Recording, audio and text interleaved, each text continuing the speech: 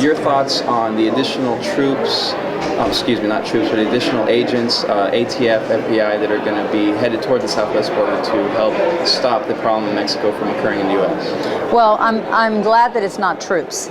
We've been talking about not wanting to have our borders militarized for fear of driving away business, and also just to have it using our military in a better way. But I'm glad that there are more agents coming, and I think they're going to be concentrated in areas that have seen more violence on the Mexico side. For instance, Juarez across from El Paso, or Tijuana across from California. I think that's where the emphasis is going to be. So it's good that there's a collaborative effort, and it's good to know that the federal government is actually putting more time and money into this project, because the state of Texas has been doing it. Of course, I'm always concerned about getting people extremely nervous about issue spillover and things that haven't yet occurred, because I think it also hurts our economy down south, and we don't want that to happen. And we've been talking about trying to find a balance. Do you think it's about time that the United States focus its efforts on the problems here on this side with respect to not only consumption but to arms smuggling to Mexico as well? Yes, of course. I mean, we blame the cartels in Mexico, and we talk about Mexico this and Mexico that, but the reality is, if there wasn't a thirst for drugs on our side of the border, we wouldn't be seeing the supply coming across.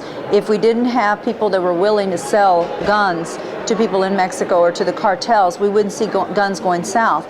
And so I think that these agents that are coming in, ATF, the increase in canines, the additional $59 million in addition to the Merida initiative, all of those are aimed at really curtailing the cartels, the smuggling of weapons, the smuggling of drugs.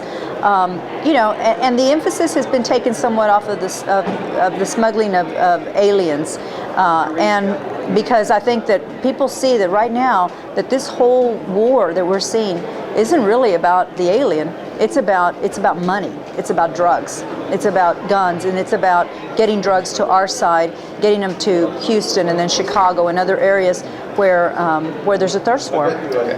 And lastly, do you feel very strongly, as some of your colleagues do, that securing the borders should be an issue that's completely separate from immigration reform? Absolutely. We've been saying that for years, that immigration is one thing and border security is another, and the lines are often too blurred. But right now, where we need to concentrate our efforts and make sure that we're safe, and that our citizens and our residents are safe. And if you can speak from personal experience with respect to your district, has there been a spillover on the U.S. side in your district? No, thank God there has not been. McAllen, if you ask most people, they're going to tell you they feel safe. And we haven't seen the spillover. I know people that still go across for work or visit family all the time.